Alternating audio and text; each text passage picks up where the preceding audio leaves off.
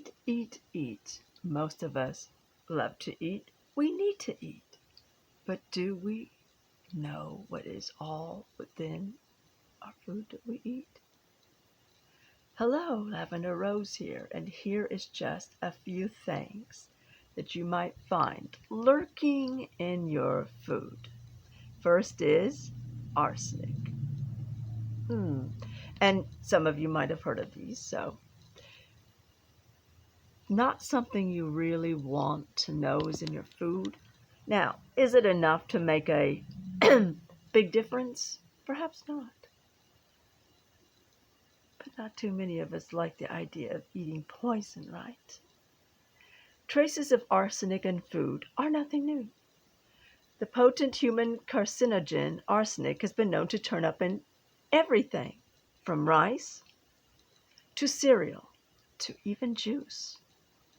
And most recently, German researchers found traces of it in beer, which I don't drink anyway, noting some levels found were more than twice than what is allowed in drinking water.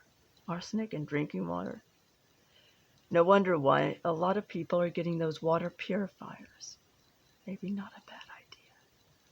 Traces of arsenic can actually be found in both beers and wine that are clearer in color. So remember that. That's because they will have been filtered to get rid of plant matter and leftover yeast. Most people don't want to drink a cloudy Pinot Grigio, after all. To filter beer, and winemakers use I'm not even going to say that, earth, a natural product that contains irons and metals, hence the arsenic. Want less arsenic in your drink? Opt for drinks that are unfiltered. Here's another one, human hair. We all like hair. It's lovely, it's beautiful, but we probably don't want it in our food, right? I mean, a lot of us sometimes have went, oops, ew, what is that hair? But what about that you don't see? Amino acids are your body's building blocks, and while they can be good for your health, not all amino acids are created equal. L-cysteine, I'm probably not pronouncing any of this stuff right, an amino acid used to prolong shelf life in products such as commercial bread, can be found in duck and chicken feathers and cow horns, but most that's used in food comes from human hair. It has been reported that most of the hair used to make L-cysteine, whatever, comes from China, where it's gathered from barber shops and hair salons. Oh my goodness. You can avoid L-cysteine, whatever, by buying fresh bread from a local bakery, which sounds better anyway, as it is not an additive in flour. Steer clear of fast food places such as McDonald's, Dunkin' Donuts, and Burger King. Oh no. Okay, here's another lovely one. Antifreeze. Antifreeze. Not something you want to find in your food. You're not drinking straight antifreeze, of course. When you down a soft drink, which I almost never drink anymore unless it's once in a while root beer.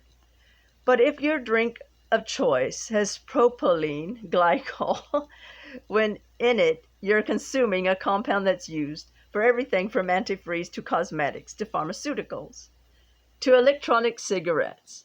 Its properties are many, so it's no surprise that chemical companies such as Dow get excited about its potential in the corporate food world. It is also a minor ingredient in Corexit, the oil dispersant that was used after the Deepwater Horizon oil spill. Nice, huh? Fortunately, if you live in the European Union, propylene glycol is not cleared as a general-purpose food-grade product or direct additive. Here's another good one. Beaver anal glands. Yum! If you're eating vanilla, strawberry, or raspberry ice cream, you may just be eating beaver anal and urine secretions. Castoreum, which comes from the castor sacs of male and female beavers.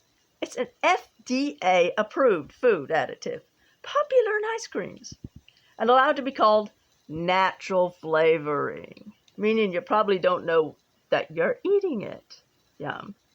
But at least It's a natural product.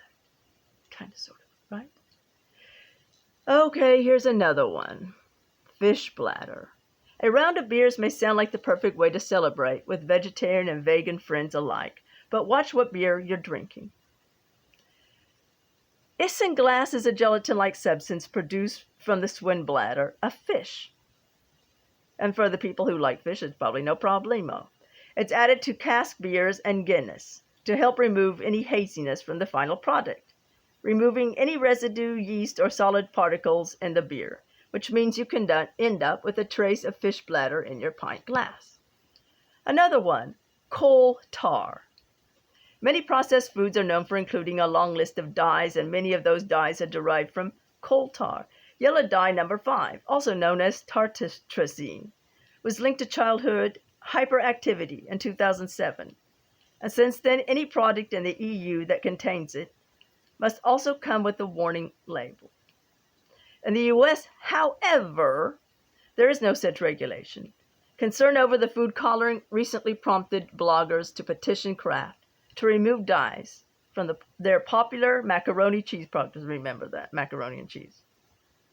We're not really a macaroni and cheese type of people here, so it doesn't matter much. Silicone breast implant filler. Yes, you heard that right.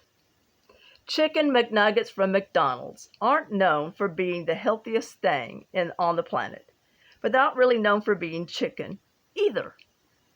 The nuggets are actually only 50% actual chicken, and the rest comprises synthetic ingredients, including dimethylpolysicilocene, a chemical used in silicone that can be found in silly putty as well as breast implant fillers. And the last one, boiled beetle shells, another natural thing, I suppose. Natural red dye number 4 may sound harmless, but the food coloring, also known as carmine, is made from boiling female cochineal insect shells in ammonia or a sodium carbonate solution. It takes about 70,000 of the bugs to produce 1 pound of dye. Coffee giant Starbucks got slammed in 2012 for using their additive in their frappuccinos and eventually banned it, but it's a commonly employed ingredient in many foods. The European Food Standards Authority recently included it as an additive to research more. But while some may feel queasy at the thought of consuming bugs, the synthetic alternatives to this natural dye, such as red dye number 2 and red dye number 40, are made from petroleum products, so pick your poison. At least it's natural. And there we go. Some lovely things you did not know was in your food. And this is Lavender Rose signing out, and I hope you have a wonderful Friday and weekend ahead.